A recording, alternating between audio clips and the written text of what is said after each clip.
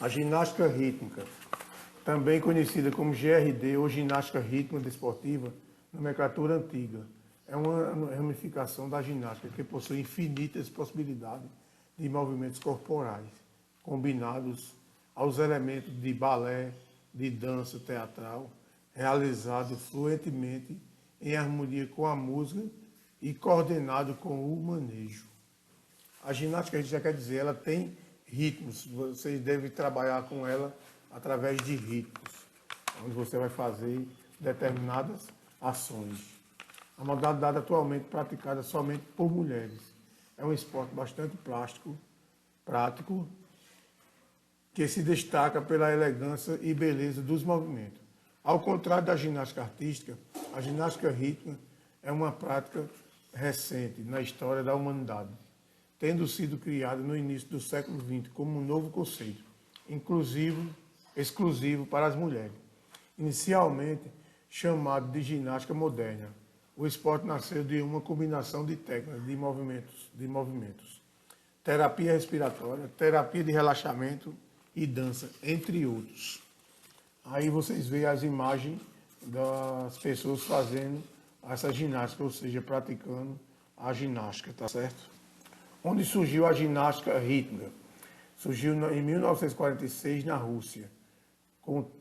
Surge o termo rítmica devido à utilização da música e da dança durante a execução do movimento. Em 1961, alguns países do leste europeu organizaram o primeiro campeonato internacional da modalidade de ginástica rítmica. No ano seguinte, a Federação Internacional de Ginástica, a FIG, reconheceu a ginástica rítmica desportiva como um esporte.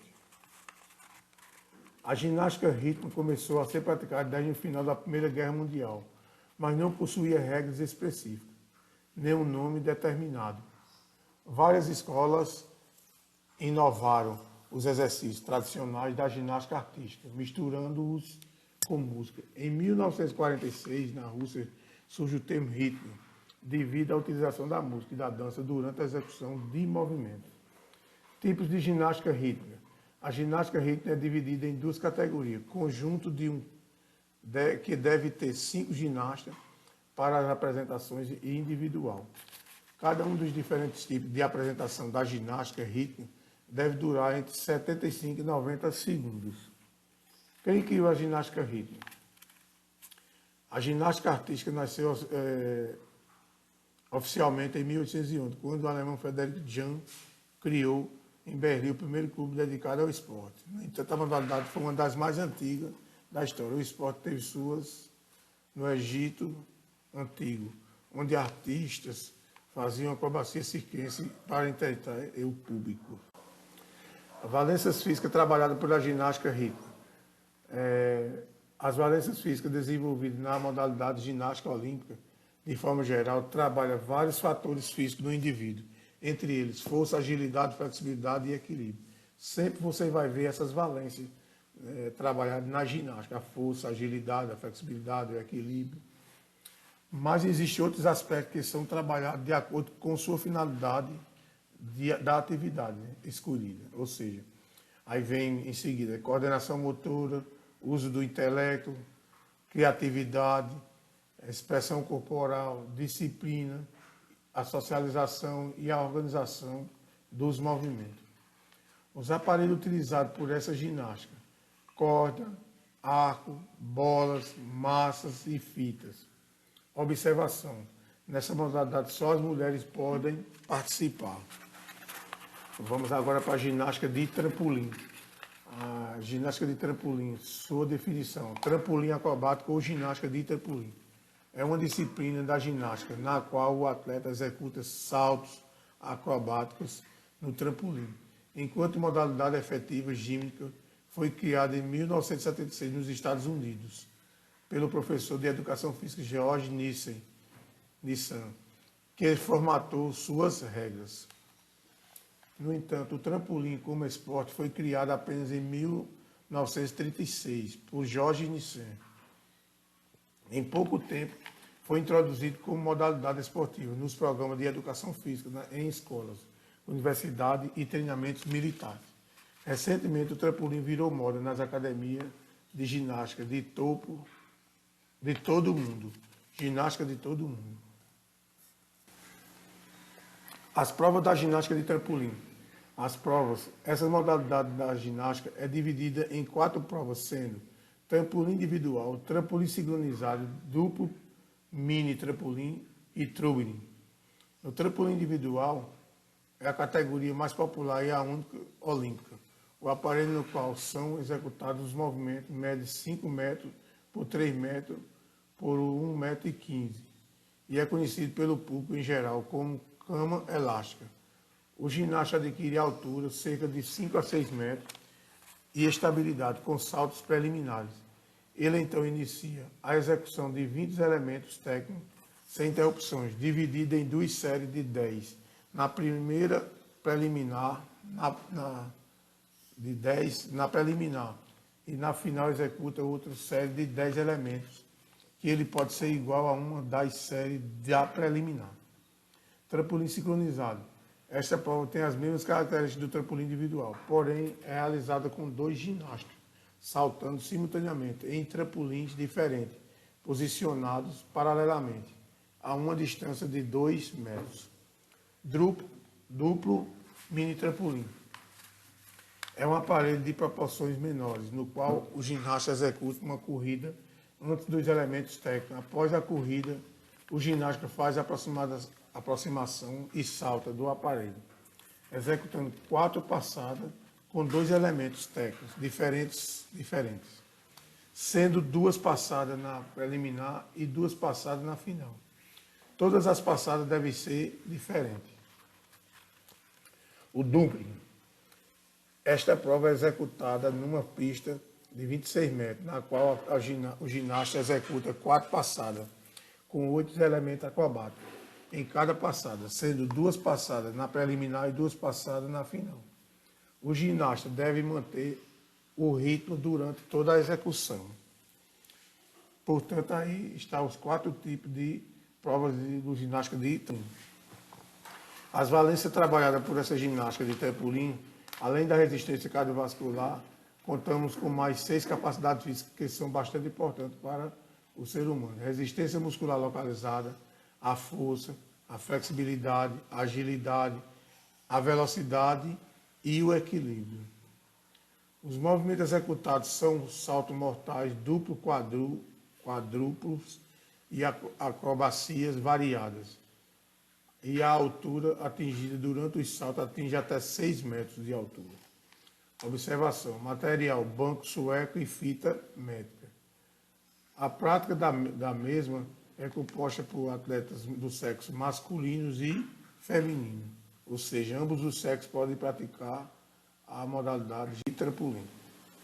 Vamos agora para a ginástica laboral, que é uma série de exercícios físicos realizados no ambiente de trabalho, no horário de trabalho, com o objetivo de melhorar a saúde e evitar lesões dos funcionários por esforço repetitivo e algumas doenças ocupacionais. No Brasil, essa ginástica foi introduzida em 1969 por executivos nipônicos do Brasil, Estaleiro S.A., localizado no Rio de Janeiro, e era realizada com 4.300 funcionários no início do expediente, dividido em grupos ao ar livre, de acordo com a seção que pertencia. A ginástica laboral tinha ao todo 8 minutos de duração. Ou seja, era uma ginástica trabalhada para as pessoas evitarem lesões. Ainda hoje ela é trabalhada com essa visão. As pesquisas apontam que há 3 momentos durante a jornada de trabalho em que pode ser feita as aulas de ginástica laboral.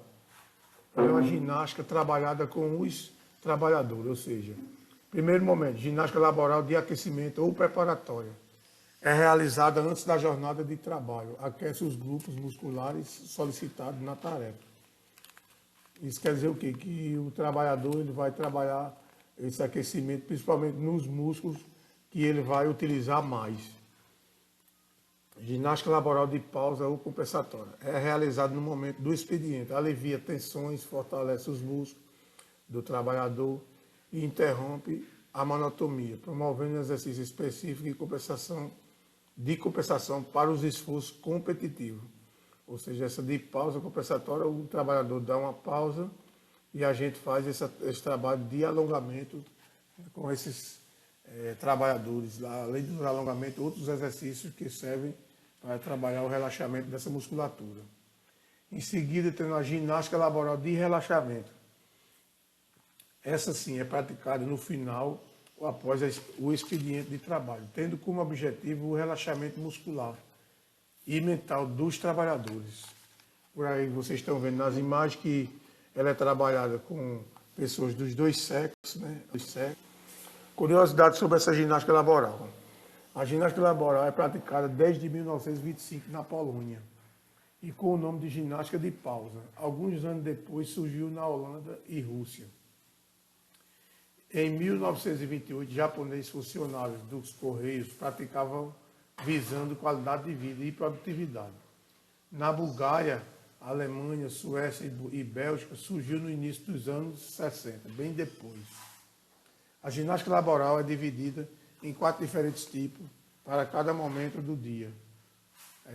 Ginástica laboral preparatória, ginástica laboral compensatória, de relaxamento e corretiva. Tem essa também de correção também. Ela surgiu no Brasil em 1973, sendo o Banco do Brasil e Tecidos Bangu os pioneiros em investimento no esporte e lazer para seus trabalhadores. Observação: a mesma deve ser praticada por ambos os sexos, como já falei. As valências trabalhadas por essa ginástica, Freshman, 1964, agrupa as capacidades motoras em 2 categorias mais amplas, rotuladas de capacidades perceptivo-motoras e capacidade de proficiência física. As primeiras são qualificáveis e mensuráveis e englobam a coordenação multimembros, precisão, tempo de reação, destreza manual e mirar, entre outros. As segundas também são mensuráveis, porém relacionam-se ao desempenho físico global ou esportivo, como a força estática, força explosiva, flexibilidade, coordenação corporal ampla, flexibilidade, entre outros. Observação: a mesma será trabalhada por pessoas de ambos os sexos, porém sempre mais indicada para pessoas mais idosas e que tenham problemas de impactos ao realizar qualquer exercício.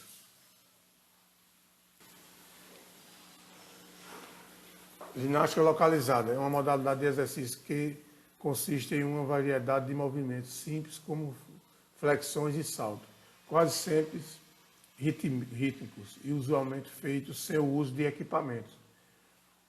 Elas são destinadas a aumentar a força, a flexibilidade corporal, o movimento como flexões e saltos usado apenas do peso do corpo.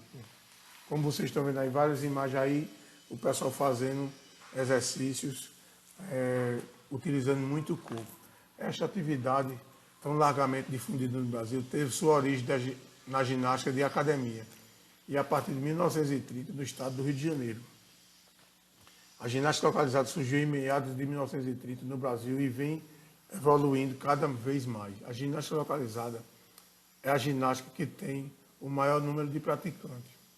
A ginástica localizada é uma forma de exercício que consiste em uma variedade de movimentos simples, muitas vezes rítmicos, geralmente feitos com o uso de equipamentos. Eles são destinados a aumentar a força, a flexibilidade corporal com os movimentos, como flexões e saltos, usando apenas o peso do corpo. Quem criou a ginástica localizada? Não temos aqui. A ginástica surgiu no Rio de Janeiro a partir de 1930 com a professora Gretchen Whibley. A Associação Cristã de Moços e a Escola de Dança de Balé Municipal foram outras formas de alternativa de ginástica em academia que surgiram nesta época. Segundo Novaes, em 1996, a primeira academia de ginástica surgiu em meados de 1930 na rua de Vivier, Copacabana, sob a responsabilidade do professor, que não devemos ter o nome aqui. Exercício de ginástica localizada para se fazer em casa. 7 exercícios de ginástica localizada para se fazer em casa.